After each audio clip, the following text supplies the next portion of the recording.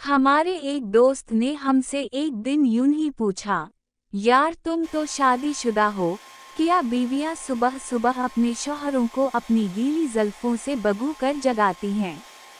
हमने सुस्ती सिगरेट जो IMF की मौजूदा कड़ी शराइत की बना पर उभरने वाले शदीद माली बुहरान की बना पीना शुरू कर दी थी, डब्बी से निकालते हुए कहा।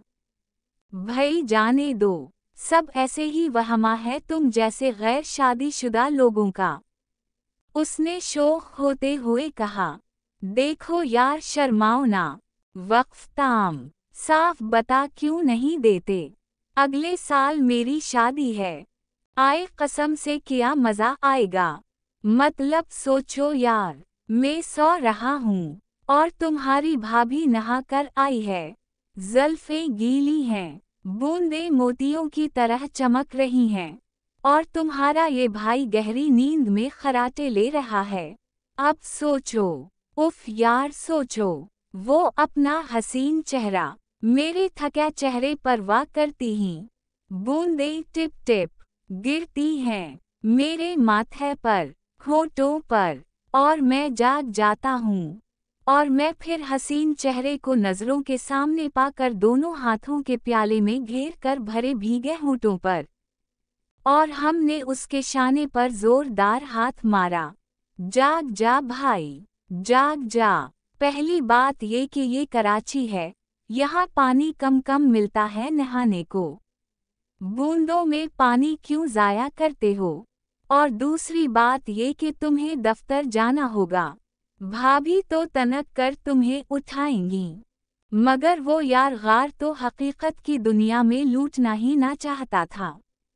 कहने लगा, यार ये बीच में पानी कहाँ से आ गया? हमने कहा लगाते हुए कहा, अरमान साहब, शादीशुदा जिंदगी में पानी इतना ही ज़रूरी है जितना कि बीवी। वो किसी छोटे से बच्चे की तरह बोला। मतलब, हमने सिगरेट का लंबा सा कश लेते और फिर सस्ते सिगरेट के खरखरे धुएं की बना पर खांसते हुए कहा, भाई, ये अगली जंगें बकौल सियासतदानों के पानी पर ही होंगी। अब मौजूदा हुकूमत भी पानी और डैम पर अपनी साख बिछाए हुए है।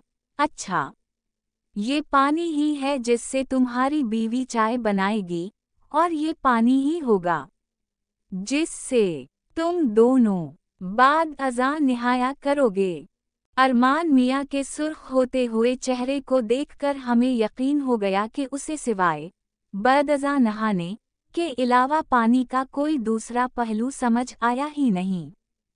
उसकी इस हालत को देखकर हमें उस पर तरस सा आ गया, और हमने हंसते हुए कहा, देख लो, दिन के ख्वाब क्या पता पूरे हो जाएं।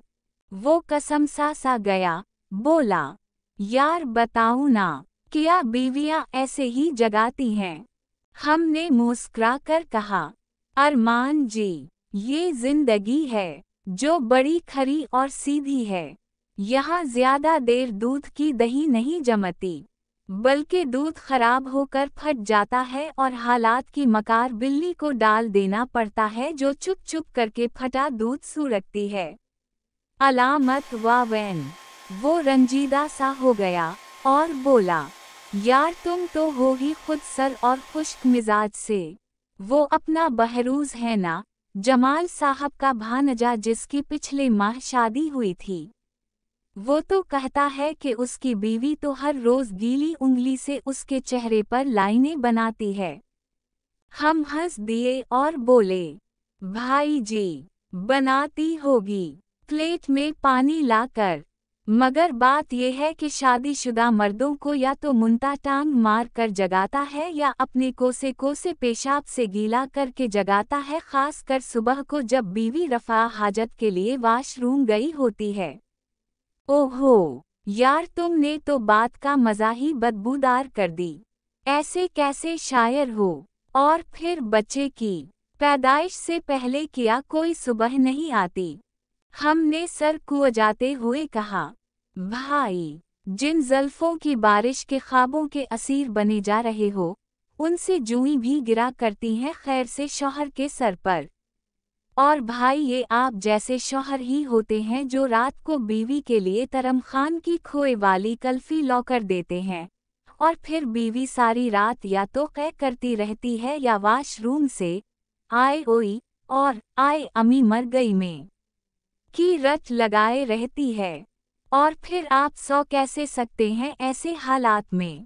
वो सटपटाटा हुआ चल दिया और हम सोचने लगे गैर शादीशुदा लोगों को शादी के सहाने ख्वाब भी ऐसे ही लगते हैं जैसे हर इंतखाबात से कब्ल एक वोटर को इंतखाबात के बाद अच्छे और खुशहाल दिनों की तवक्कुआत।